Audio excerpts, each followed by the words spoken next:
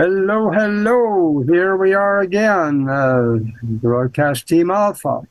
And something incredible has happened that has only happened to us once before in 5 years. And I'm going to tell you, and you're going to see just very shortly.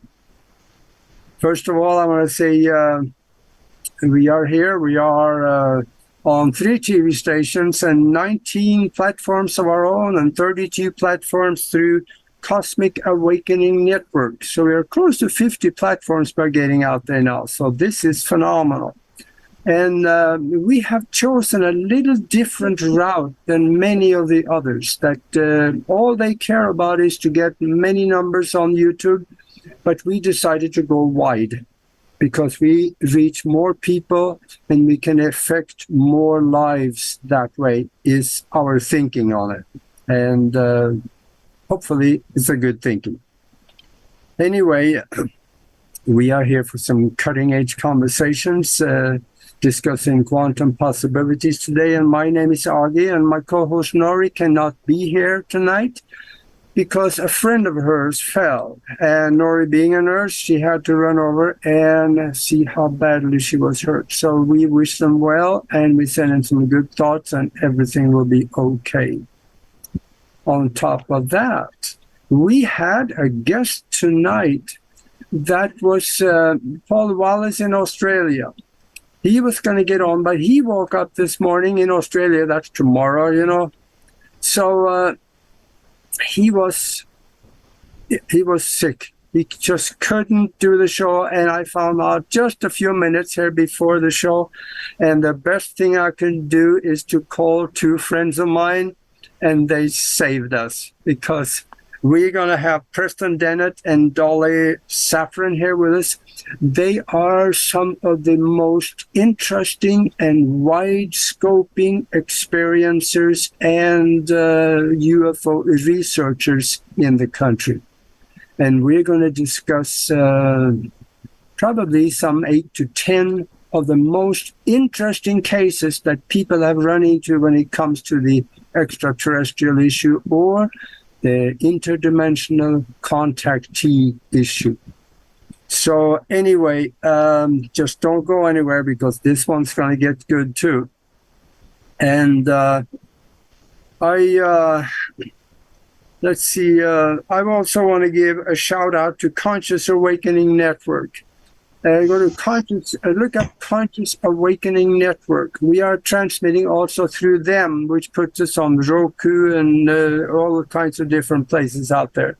So they are a compilation of a lot of different hosts that is putting their shows through there. So it's kind of in one place you can get about 30 different shows that you can choose from. So go have a look at it. I think that will be a very interesting journey for you. And of course, let me also tell you how you can get a hold of us. You can get us on broadcastteamalpha.com and also on YouTube, Broadcast Team Alpha, that's the same name, and 40 other platforms you will find us. So I'm sure you can find us somewhere. And if you're watching this on YouTube, please subscribe. It's going to help us a lot. And also, if you're watching us on any other platform, please like us, but try to come to YouTube and watch it there instead, because that's where we monitor the chat room. And you can participate in the conversation and talk to other people and see what they think about things and so on. So it's going to get interesting. And also, I want to tell you about a spiritual think tank that Nori and I have put together. We've done that for 3 years now. We have an incredible group of people there, phenomenal minds. And we are doing things that, according to the laws of physics, should not happen, but it does. We bend the laws of physics sometimes, and it seems like we are creating out of seemingly nothing sometimes, especially when it comes to healings and also abundance. And we have been pretty good at creating rain out of pretty much clear skies to put out fires and stuff. And if you want to get in touch with us and have a look at that and see, and possibly see if there's anything there for you that you want to participate in, send us an email to themastermindconnection@gmail.com. themastermindconnection@gmail.com. And I'm going to introduce the guests here in just a second, but there's something I want to tell you first. And it deals with the real power of the spoken word and the power of thought. And that is something that happened to Nori and I 2 days ago. We were talking, and I told her that, what are we going to do? We should plan ahead a little better than what we have done. What are we going to do about if somebody just cancels the show about a half hour before the show? We got to find another guest, or we got to find something to talk about. So, and she told me, and I think I'll quote it, "Why do you want to create that?" I said some lame things about, I'm not creating, I'm just like to plan ahead. Yeah, she said, we're good at this. She says, we can handle it. And that's where we left it. 2 days ago, I said that. Today, Paul Wallace in Australia texted me a little over a half hour before the show and said that I woke up with some swelling. I can't do the show. Folks, did you get that? We just talked about it, and it happened. I wish it wouldn't, but boy, oh boy, was that powerful. Proof that your spoken word and your thoughts can create in your reality. Just think about that. Some of the stuff you say about people or yourself, man, think that over. Because you create your own reality. I've been saying now for a long time that whatever you allow to dwell in your mind the most is what you're going to have in your life. Okay. That was my message for today. And now let's go ahead and enjoy the guests. I have Preston Dennet and Dolly Safran with us. And this was so fast, I really didn't find a good way to create any introduction to speak of. But Preston, he is a best-selling author. And he just got a book about, I think maybe a little bit ago, about I think it was the 10 most interesting UFO cases that he had run across. And this is going to be good because I had a peek at them, and boy, oh boy, I tell you, you're going to like it. And then Dolly, she is a retired nurse.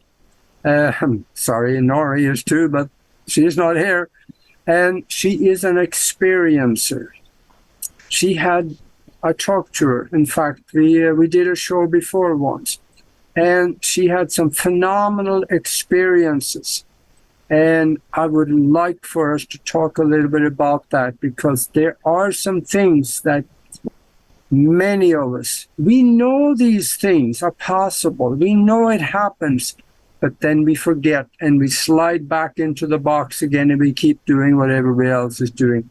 We got to keep thinking forward and thinking outside of the box. And these two people are two of the best people to bring that message to you. So welcome to the show. Thanks very much. Yeah. Nice to be here. Yeah, I talk way too much. Now it's your turn. I looked at your book there, Preston, and even the cover looks good. So do you have some phenomenal cases in there? I don't know, where would you guys, there's so much to talk about. Where do you think we should start on this 45-minute journey? Oh gosh, there's 20 different chapters each outlining separate person or people, really, his experiences. But one that comes to mind, which is really special to me, involves a gentleman who's actually from Argentina. It's not often I get to interview people who are out of the U.S., but with this book, I did have the opportunity to interview someone from France, someone from Peru, someone from, all over the world, really, Canada, across the U.S. But this gentleman, his name is Hector Sawiak, and he contacted me because he had an experience which quite baffled him, and this involved a healing. And he wanted some information about this and found my book about UFO healings. And so that's why he reached out to me. I love this man. He's an excellent witness. He was a bank manager for Argentina's largest bank. He's a pilot with many hundreds of hours of experience, a commercial pilot. So just a fantastic witness who had no history of encounters. So this is unusual because usually contact starts at a very young age. Does not appear to be true in his case. It started because he expressed an interest in UFOs. And this does happen. You reach out to them, they reach out to you.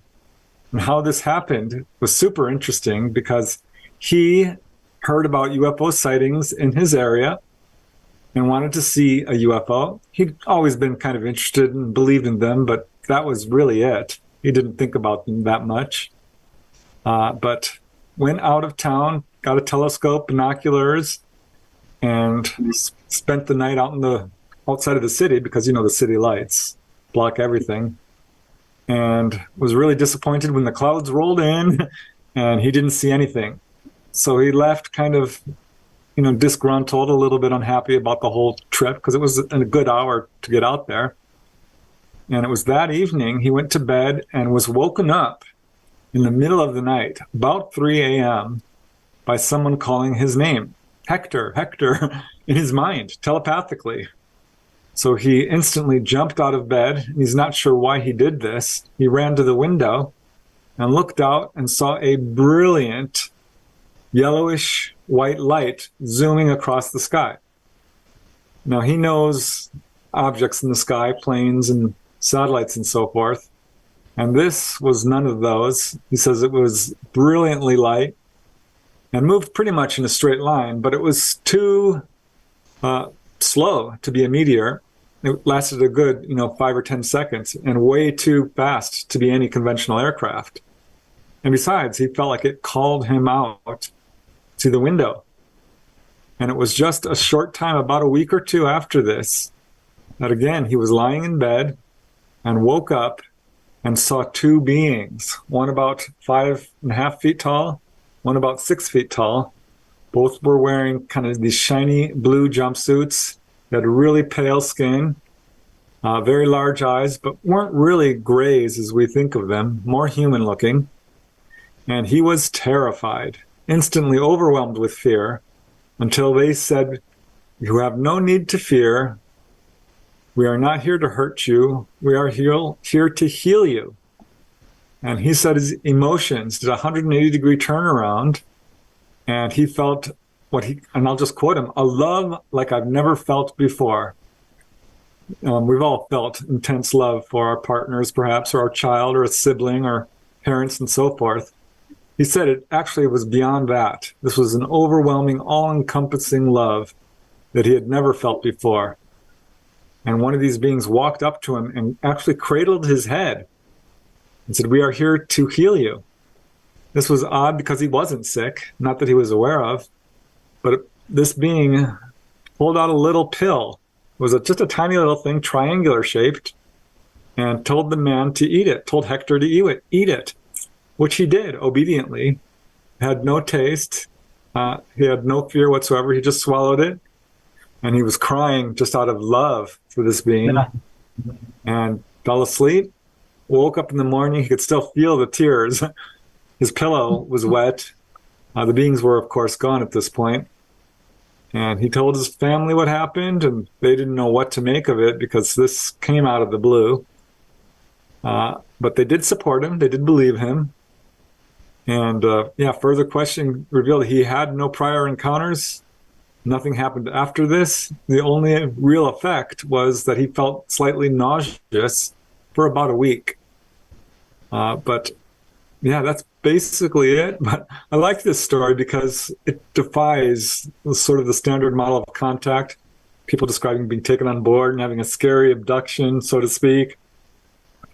And did he say what did they look like? Did he say anything about that? They look like us, or did they look great? Yeah, they were very human looking, but their skin was more pale, blue eyes. They did have hair. I believe it was blonde, and slightly larger heads. Not really. Very, very thin.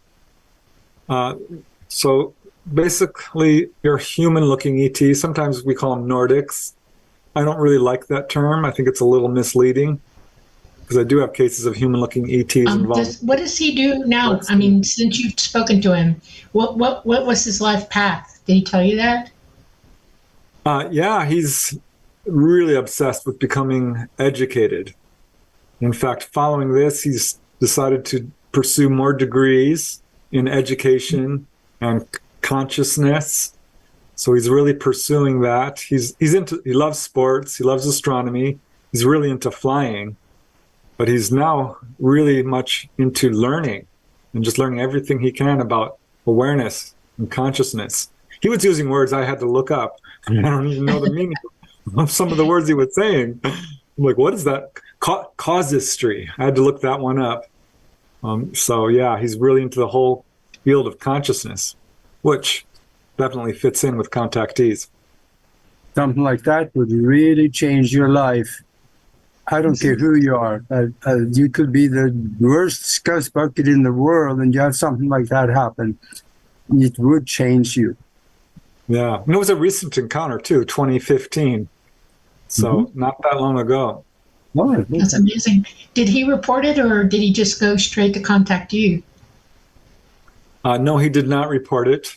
He was a bit shy at first, but he did. I said, "Is it all right if I use your real name?" He says, "Oh, absolutely." He was honored to be part of the book, to share his story. He feels it's important that people know that ETs are doing this sort of thing, and he doesn't believe that they are here in any way to hurt humanity or anything like that, which I thought was very refreshing to hear, because he did his research and he found my book and he was shocked because, yeah, that book, Healing Power of UFOs, outlines 300 cases, which, of course, do come from all over the world. Yeah. So if they got into his bedroom at night, they're probably like the Greys are doing. They're just coming through the wall, I suppose. They are scrambling their being, so they walk through the molecules and the atoms of the wall. And this is a technology that I don't really know how that would work, but there is a lot of different species that is doing this. Yeah, definitely. Most ET ethnicities use the same exact technology. They're that evolved. They're all pretty much on the same page evolutionary-wise. And it is light technology and dimensional technology. Light technology involves the dimensions. You can facilitate an environment where you leave this dimension, you're half here and half in another one, and that's how they walk through objects, or they come down out of the sky in a beam on an energy ribbon. They are capable of doing that. That's how they, move from place to place when they need to get in real quick. So, yeah. Yeah. And there are, frankly, people who are psychically evolved on this planet, enlightened masters and mediums who have reported this as well. Brazil's most famous and greatest medium, who could speak like 30 languages in a trance, including dead languages, displayed his ability of levitation in front of a room of scientists. They actually had him bound up, and he went right through the wall into another room that was locked and closed. There's a number of cases like that. So this is apparently an ability that's also psychic as well. All of it is psychic. That's right. Yes. Yeah. It's amazing.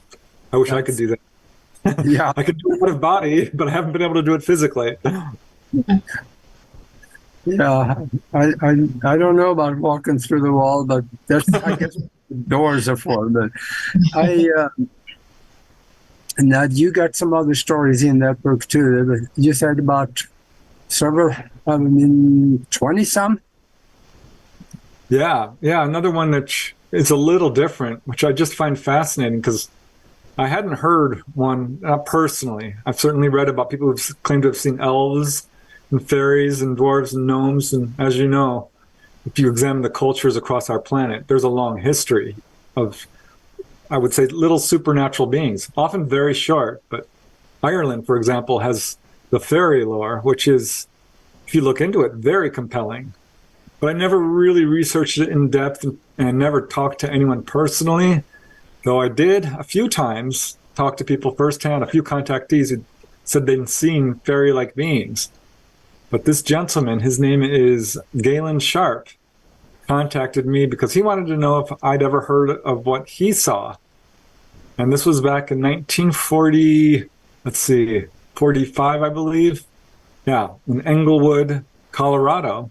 He's 4 years old, and suddenly he describes it as looking very much like an elf, comes out through the wall where the bookcase was and introduces himself, gives a name. Galen does not want to give the name. It's personal to him. But this guy was wearing, a shirt, trousers. He was bald, had a little mustache, and was an old man, but was like 3 feet tall. And basically was just a very cheerful little elf. They had a little conversation and said, "I'll see you later," and walked through the wall. So he ran to tell his mom, "Mom, I saw a little man." His mom's like, "Oh, you have an active imagination." And that confused him. He didn't really understand what imagination was. This was real. This was absolutely real to him. And he got confirmation of that later, because he thought this was just one visit. But nope, this little being showed up at least 5 or 10 times. These visits were always very short, 5 minutes or so.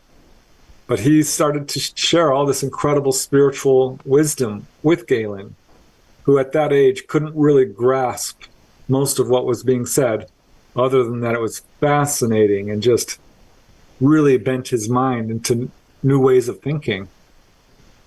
And he knows it was physical because occasionally this little elf-like creature would actually pick up objects and juggle or bounce them on his head or push them over and do anything to make Galen laugh. And How he's like, tall "Listen." was the guy? Yeah, he was about 3 feet tall. But they were meters. very close to the same height. I'm But done. yeah, he was, definitely not a little kid, this elf-like being. Galen's nickname was Topper because he had long blonde hair that kind of floated around. Oh my. So he was really cute himself. But this being had no hair. But yeah, like wore a little green, kind of old-fashioned clothes. Yeah. Not like button-down dress shirts or anything, but what you might see in the 1800s. Looked like little leather boots. Yeah. And a belt. But one day this little elf showed up and brought a friend who was about a foot taller, 4 feet tall. And that time they were outside and they played on the wood pile and talked for a little bit. He tried to tell his mom and parents, but they just didn't believe him. He's the only one who saw them. And then it turned out that his parents were like, "Well, we have to move." And Galen was really upset because he thought he's not going to see his little friends anymore. And next time they appear, he's going to say, "Come with me." And so that's what happened. They appeared and he's like, I have to move. Can you please follow me? And they became very solemn and said, "No, we cannot follow you. We have to stay with the house, in this area," which he thought was very interesting because later on in hindsight, as an adult, he's like, "I may be the only one who had a, quote, imaginary friend reject him." But no, he doesn't. Yeah. They lived in the same dimensional space as him. That's why they couldn't go. That's where they lived. Yeah. I think that's exactly it. But it's such an unusual story because he wasn't a lonely kid by any means. He had a sibling. He had many friends. His parents were adoring. There was no abuse going on or anything like that. He was a happy, normal kid. So he doesn't, he can't relate this to the imaginary friends we see in people who are perhaps suffering from a lonely childhood. Did they have a message for him upon leaving each other? No, only that they could not come with him. But it did affect him profoundly because later as an adult, he ended up writing some very well-received books, 4 of them, on consciousness and duality and God and very, philosophical topics about enlightenment and these sort of things, which are doing quite well, really. And he speculates that whatever this being was talking to him about, it's probably coming out in his writing. And further questioning, because I asked him, could this possibly have been a screen memory? Because we do see screen memories of people who have ETs. Yeah. Anything from owls and deer to cartoon characters, superheroes, clowns. And this would fit in there. But he never experienced anything like an onboard encounter. Mm-hmm. He did, later in life, have 2 or 3 UFO encounters, one fairly close. He and his wife shared a close-up sighting of a saucer. But no, he does not believe this was an extraterrestrial. He doesn't know what it was for sure. Yeah, these are the small guys that we have a lot of stories about these back in Norway, up in the north there. Yeah, so Sweden also, Sverige. Yep. Yeah. Some of them call them trolls, and they call them gnomes or whatever, but they are real because there are so many people that have seen them. Right. Seen where they live. There are big trees and there are holes in the trees, and they go in there and they have looked inside of these holes sometimes with flashlights, and they actually see things that resembles chairs and tables in there. Amazing. So there's some wild stories that older people back in Norway and Sweden and Finland and in Scandinavia, they have these stories about the experiences. And my mom told me one of those, and it was, it scared her a little bit, so she didn't look in the tree, but the footprint walked up to the hole in the tree, and she just went home. But I wonder what she would have seen if she had looked in there. You never know. Yeah, I suspect that there are still lots of these little guys around because I was looking into it to see if I could, get other cases like his. And there's ones coming up all the way to the current day. I mean, his was back in 1945. So that's what it is some time ago. But there are current cases of this. It's really quite astonishing. I had no idea that it was still going on. But apparently lots of people, I heard accounts of winged fairies and other types of little gnomes and dwarves and you name it. It's like, wow, I did not know. Well, you got a lot of stories in that book. What is another good one? Yes, I do have a lot. There's 20. Well, one that comes to mind, which I haven't shared yet, so I thought this would be a good opportunity, involves a lady who does not want her name used. I use the pseudonym Pamela. And she was in her home one day. She's about 22. Her sister is there. Her brother-in-law is about to drive up. And she's got her little 2-year-old and another cousin who's 5 out playing in the front yard when she hears the kids screaming. So one of the people in the house, I think it was her, I'll have to remember this. Let me think for a second. Yeah, it was the brother-in-law. He was there. Went running out to check on the kids because they were screaming. And he's like, Pamela, come out here right now. And runs out there. And there is a huge 50-foot flying saucer right over the tree where the kids are playing. And it's not that high up. It's maybe a couple of 100 feet. It's got little lights all around it. This is daytime, by the way, morning. And it's got this silvery chrome finish to it. So it's reflecting the sunlight like a mirror. It's got little portholes all around it. It's a classic saucer, totally quiet. And she screams. Her brother-in-law is like just frozen in astonishment. He can't talk. He's like, oh my gosh, I don't know. So she goes running for her kids who are running towards her. And she basically runs right under this thing, grabs the kids and runs back. And they stare and watch this thing for about 15 minutes until one of their relatives, her brother, I believe it was, came driving up. And as soon as he did, this thing took off.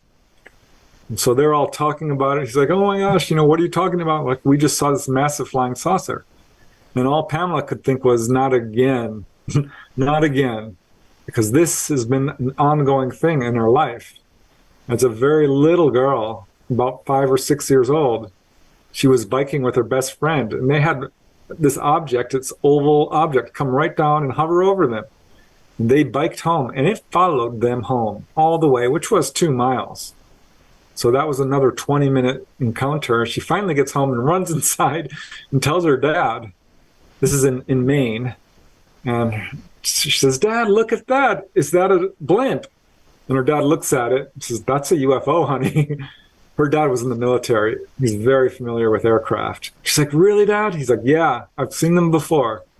That's a UFO. And off it went. And it wasn't long after that. She's 14 years old. And this is the big experience.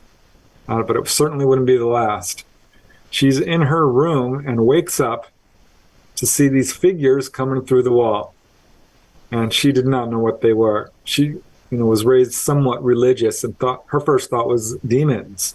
Yeah. Because these short little gray beings with large black eyes, big heads, they were grays.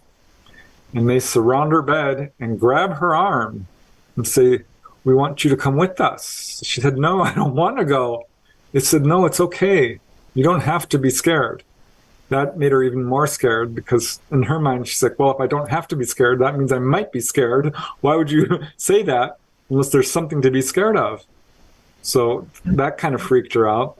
But she felt unable to resist as they pulled her through the wall to the front yard, and she was shocked to see this craft landed on the road right in front of her house. And her first thought was, well, it's covering the entire road. There's no way any cars can get by. This was, of course, in the middle of the night in a small sort of suburb. But they pulled her on board, and she said it was quite cool inside. This was a hot summer night, so inside it was much cooler. And they're taking her to the window of the craft so she can look out. And she got an incredible shock, because by the time she made it to the window, this craft was way above Earth. And looking down, she could see the Earth far below her. She got a little bit of an attack of vertigo, dizziness. And she said, take me home. And they said, well, we need to do this. And basically, she doesn't have clear memories of this, but she does believe she was laid out and examined. She's not entirely sure, but she has some vague recall of that. But what she does remember is about 6 of these little grays lining up when in walks this taller gray, which is more human looking. It's like half gray, half human.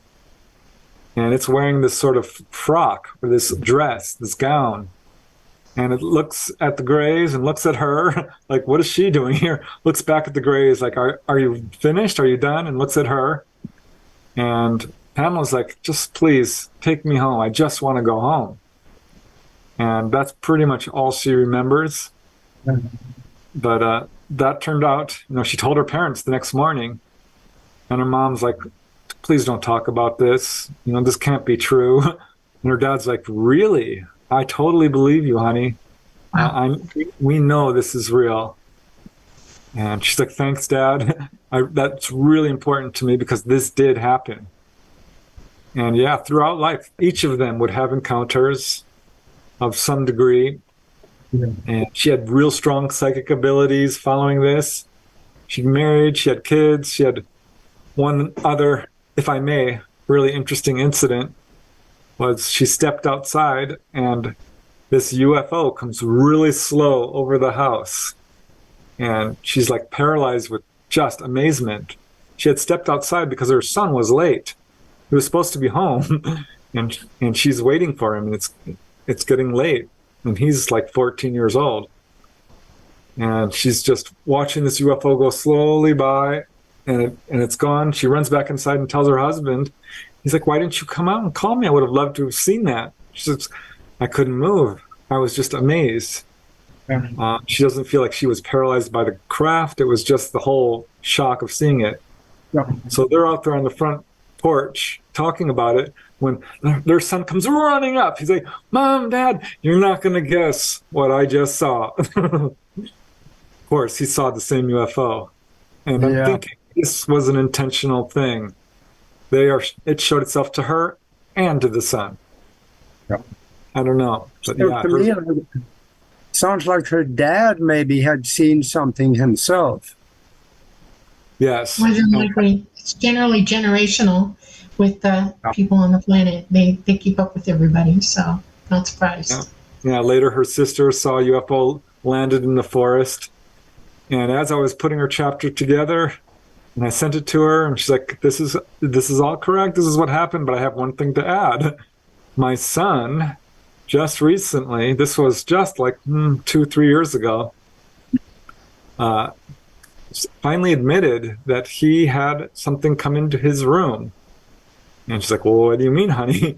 She says, "I don't know how else to describe this other than it looked like a big bug." She's like, "What kind of bug?" Says, "Well, praying mantis would be the closest I could describe it." So he's not really educated on UFOs and doesn't know that this is a thing. And he said, yeah, walked right up to his bed and stood there, and he fell asleep. So, yep, definitely generation. Yeah.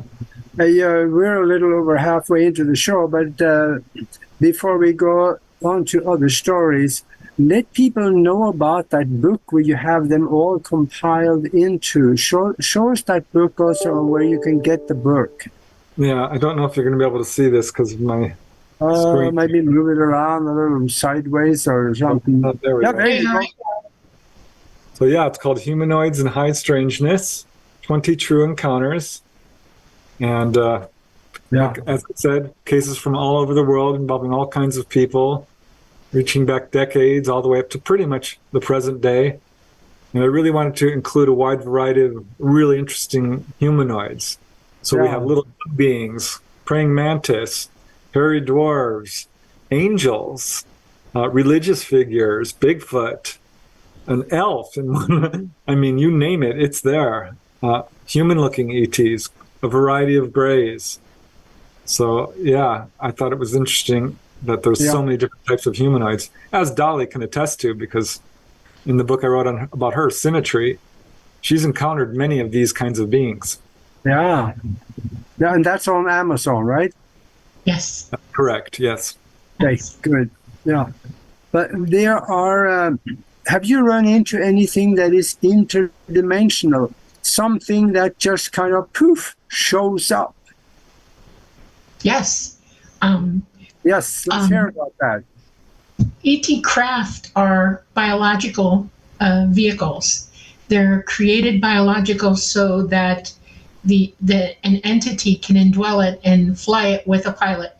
And it's a psychic connection between the two of them. They fly interdimensionally, and the beings that come into the vehicles are fifth dimensional non-corporeal entities. They are from the fifth dimension, specifically from the fifth. There are other beings that will pilot them as well. I've seen a light being aboard a vehicle that actually blew my mind. They're non-corporeal as well, although they can represent as corporeal if they want to. They can show themselves. There are interdimensional beings who are much like Preston was describing in his first story. They look like elves, and they do not live in the third dimension, even though they're in the same dimensional space as us. They're in the fourth dimension, almost into the fifth. And all the dimensions are in the same place. Like where you are, I am, and Preston is, are 12 dimensions, 2 below us and 9 above us. And we're all right here together. We are dimensional beings as well. We just don't understand it or utilize it because we're not all using our psychic abilities as we should. they are interdimensional beings, and they visit us all the time. People talk about having guardian angels where they were saved or they were talked out of doing something stupid or whatever. This is an interdimensional being that lives with you, sees you every day, and will make an effort to guide you, counsel you, help you like a guardian angel. It's amazing. Most people who see angels are seeing light beings who look just like angels. They represent like that. They look like they have wings. Sometimes, because that's religiously, that's what we understand in our mind, they'll show up like that. It's really interesting as all get out. There are a couple other beings that I've seen that are, one of them is very strange to me, and I'm never talking about it with Preston because I don't know how y'all going to accept this or not, okay? One of the things that happened to me when I was young, I grew up mostly in Miami, and I swam all the time, was on boats, in the water, and one of the things that fascinate me are mantis, praying mantis, okay? When they're babies, if you hold them up, they have eyes and a nose and a mouth. They look like little critters, you know, they're very, very cute, with little paws in there, you know, so they can flutter their little flaps. And these beings look like mantis to me, huge, interdimensional beings that are light beings mostly, but they look like mantis. And the first time I saw one, I stood there with my jaw on the ground. I couldn't talk. I mean, I was like amazed, like he described that person. I couldn't move. I was shocked to my core. And then I thought, well, okay, here we go. Why did you represent like a mantis? And he literally said to me, I evolved, and this is one of my representations of my evolution through time. And I was a being much like this at one time. And I thought you would enjoy, because this is how I enjoy representing. And I was like, oh, cool. You know, it just blew me. And then I had 1,000 million billion questions about that, because we have mantis here, and I know that animals are sentient. And I went from there. But yeah, you can, if you have seen something that you can't describe to anybody, and it showed up, or you can see it moving around about you, whatever, you're looking at an interdimensional being. As a psychic, I see beings all the time around me dimensionally, because I have heightened awareness, and everybody else could too. It's amazing. Now, a lot of them work with us through ETs that are third dimensional, like the Greys and the Nordics. And they work cooperatively together to come here and watch over us. We're related to them. And we're supposed to be evolving as well. And we're kind of, you know, important to them as beings go, because we're all consciousness. And that's why you see all kinds of representations back and forth when people are talking. That's why it's so interesting to hear their stories, you know. That's why I like to listen to Preston talk. Well, I'm glad you mentioned angels, because there's one lady in the book who had all kinds of ET experiences from a little girl on.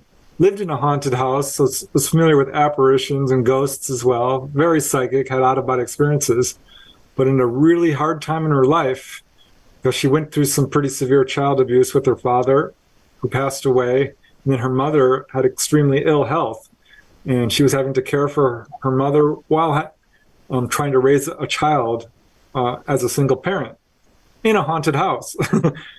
And she had just put her mom to bed and went to finally fix herself something to eat pretty late at night, and walked out of the kitchen with her little dog and was going to go upstairs, and the dog stopped and looked up at this thing on the stairwell. And that's when she looked up. They have very high ceilings, cathedral ceilings that go almost 20 feet high. And there at the foot of the staircase was an angel. Now, Janet is her name, is not religious. She just isn't. And that absolutely shocked her to see something like this. But she says, you know, I don't know how else to describe this as it was an angel, because it had what looked like wings. I said, well, were they wings? And she says, well, they looked like it, but it was more like a glowy thing in the shape of a wing, kind of a glowing aura. But it looked at her. It was moving its head and it had a face. And the dog was looking up at it too. It was moving around. It was wavering slightly. And it just emanated love and peace and joy, and gave her a message. It said that things are going to get very difficult. Things are going to change for you. It's going to get very difficult, but you will get through it. And it did. It got horrific. Her mother, her health declined rapidly, and it was very difficult for her to get through until her mom actually passed away. But she said without that angel having coming, it gave her the comfort and the courage to face these things that she was going through. And it really helped her. And she said it was so odd because she wasn't religious and she isn't now. You know, it didn't change her to fundamentalist religion, but it definitely made her question things. So I don't know if that was an angel or not, but I don't know. It's an interdimensional being of some kind. Well, let's when you talk about angels, come to think of it, they're aliens too because they don't live on Earth. God is an alien. He doesn't live on Earth. Everywhere, but he doesn't live here. So these angels, most of them, I think, is projecting themselves as we would see or would like to see them. I have never heard of anybody saying, I saw an angel. He had a big head, slanted eyes, black eyes, and I have never heard that. Have you? No, I certainly haven't. No, I've never seen one like that. But you bring up an interesting point. I was taught by ETs that they can biolocate. They bilocate. Okay? In other words, they can be clean across the universe and they'll bilocate to here. They're not exactly all the way in here with us, but we see them and can interact with them pretty much. And then they go, and then the connection drops and they're still home and we're still here. It's like a psychic physical telephone call between 2 points in the universe. It's very, very, very cool. And then I was told that we have the ability to learn how to do that. You know, I haven't achieved it. I don't think I'm going to in this lifetime. It's going to take a while for me to, but yeah, I think that biolocation is doable by us because we have those same energies. We're consciousness. We're part of the whole thing. And we can call up that kind of energy to do that. I can remote view, and it's almost the same thing, only I can't send my entire body somewhere for people to see. They can only see my consciousness. And people say, oh, I see a blue orb. Yeah, that's what you're seeing. That's my consciousness, a blue orb. But they can actually physically biolocate. It's amazing. Amazing. Yeah, there are people on Earth who have done that. Padre Pio reportedly did that. Milarepa, an Indian saint, was well known for that. That's definitely something people have reported. Ordinary people have been seen in locations where they're like, well, I was thinking about going there, but I wasn't there. Mm-hmm. A very famous case where a whole classroom saw the teacher walked into the class and poof, disappeared. And then later the teacher, comes running and she says, sorry, I was late.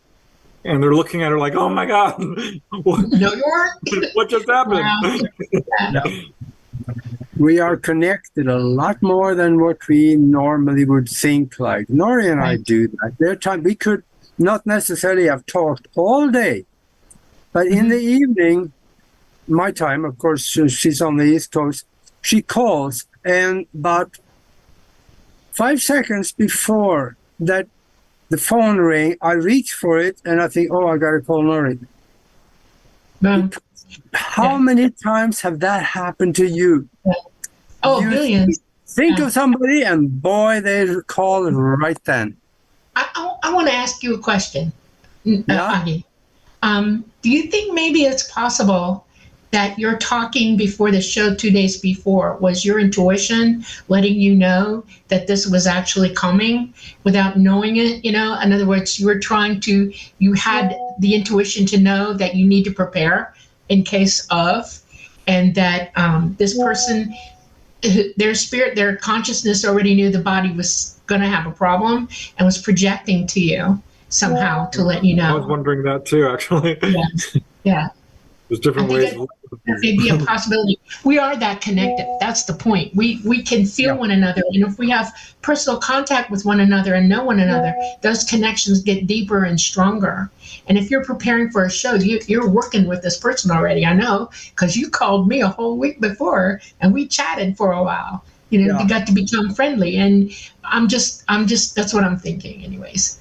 So, you know, when it comes to that connection, I think absolutely everything is possible. Yes. I think that I could have somehow connected with Paul in Australia, or it could have been that, see, we create in our own reality and we create everything that is in it. He just happened to be in it.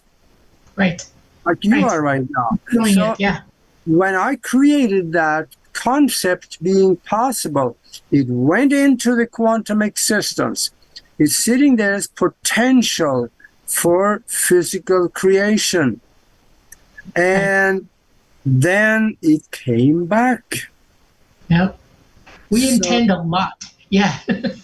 I know that when I want something in life, in other words, I ask myself, is this something that's good for me? Do I need this or do I want it? And I wonder about how it's going to affect everybody around me first. And then I set the intention in my mind.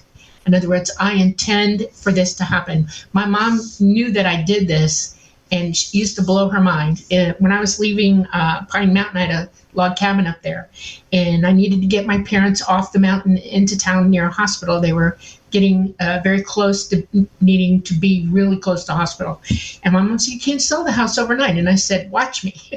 And I intended for it to happen. And I called my neighbor who told me once 2 years before that, if you're ever interested in selling, just call me. I didn't know if he was serious about it or not, but I intended for him to be. And when I made the call, he bought the house 3 days later, and I was able to move my parents in town. I see contactees. Yeah, contactees do this all the time. I knew this one contactee. We were going out to eat, and she said, "Just need you to know that I usually get my meal for free." I'm like, "What are you talking about?" She says that, "Don't know why, but the waiters always spill the food on me when it comes." I'm like, "Yeah, right." Of course, it did happen. And I was watching her closely to make sure she wasn't being sly, sticking her foot out and being like, "Hey." No, it just happened. And it was funny because it fell right on her lap. A little piece of it went flinging towards me and hit me right in the face. A tiny little drop, but it was on her. I busted up laughing. I mean, it was funny because she predicted it. And I've watched her manifest stuff by saying, "You know what? I want a boat." And she found this boat super cheap. I couldn't believe it. She's like, "Now I just need a slip to put it. Let's go down to the marina." I'm like, "You'll never find a boat slip. This is Marina del Rey. These slips cost thousands of dollars a month." She walked right up to one and started making friends with this guy. And he's like, "Sure, you can put your boat here. No problem." Yeah. Just manifest it. She was good at it. I have something too that strengthened this connection with the quantum existence, and that's this one. The dowsing rod, right? That's a pendulum. Nori made this one. Pendulum. Oh, okay. All right. Yeah. And sometimes I take it to the grocery store, check out the food before you buy it, and people kind of look at you funny one day. But this has a way to connect to the quantum existence and give you an answer to questions. Yeah, I've looked into that actually, because what it does, it's a way to bypass your conscious mind and get your analytical mind to step aside and access your intuition directly. So it's a good tool. It does work. It's very, people are all down on the Ouija board. The Ouija board, honestly, is just a piece of wood. It really is. But it's dangerous to use because a lot of the times people are not using the right energy, and psychic abilities and meditation and white light. And you can call down a low-level spirit. Yes. It's similar to that sort of thing because, there's all types of tools. People use tarot cards. I talked to a psychic, Judy Hoffman, who used playing cards, and she read me like a book. I'm like, oh, wow. I mean, she knew names, dates, everything. It was amazing to watch. And she didn't know me. She did not know me. She's very famous. Once in a while, you run into somebody that's really good. I had that happen one time in Romania. But I was still back in Europe. About a couple of years before I left and went to the United States, I went on a trip when visiting somebody in Romania, and there was this gypsy. And she just came and she walked, and there was a crowd of us, and she walked into the crowd, grabbed my hand and pulled me into her tent, and she says, "You need a reading." It was kind of an off English, but I could understand her. and she told me things that she had no way of knowing. So there are some really good ones out there. Most of them probably are more or less average, but there are some really good ones. And on the 5th of next month, we're going to have one on here. That's a psychic that is doing it for Jenny G is coming back to give readings. And that's going to... Yeah, I always love getting a psychic reading. It's just so amazing. Yeah. One guy, he read me. He's like, well, I see some books above your head. And he said, it's Arthur Clarke, Isaac Asimov, Robert Heinlein. Do you read science fiction? I'm like, yeah, I actually own all the books they've ever written. I was huge into science fiction. Still am, honestly, but he knew it. Yeah. He's like, I see a plane above your head, a little red plane. Does that make any sense?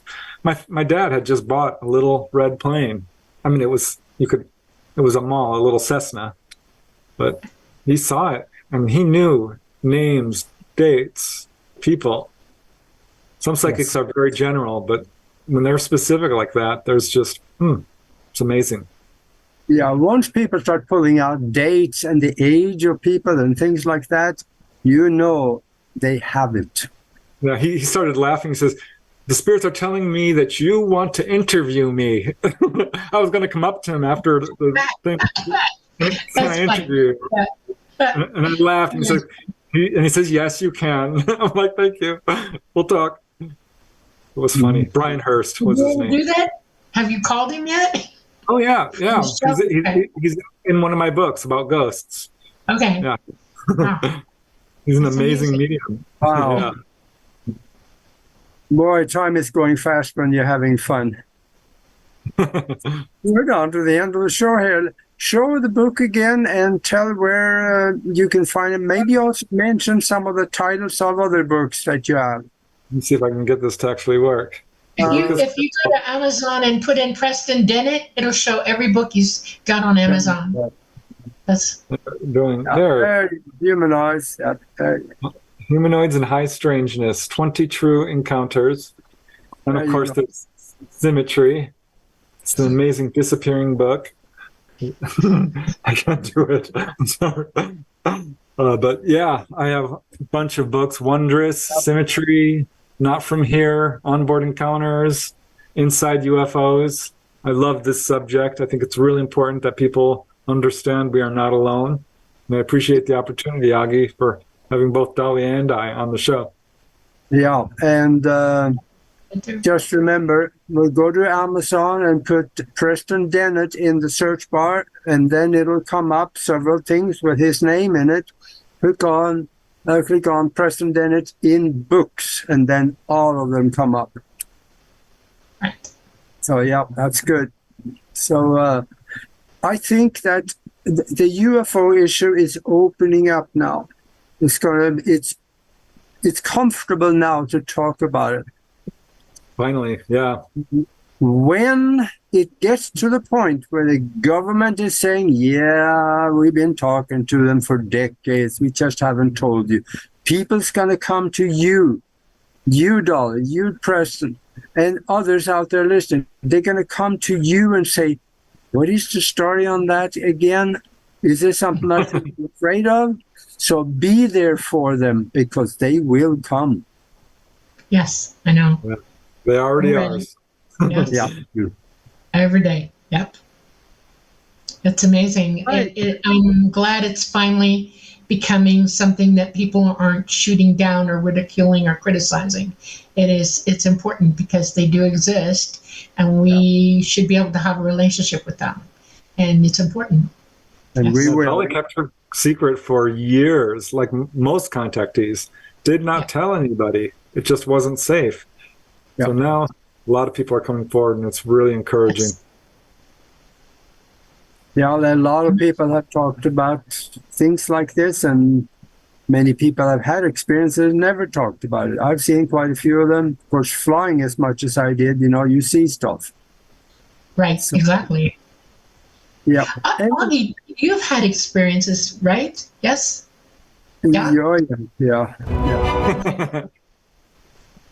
When you come on our show next Yes, week, we're going to do that. Yes, we are, definitely. I So think that's everybody here, come look for him next- there next Monday. No, Next not next Monday. Yes, next Monday. Yeah. I'm excited. I'll spill the beans. Okay. Okay.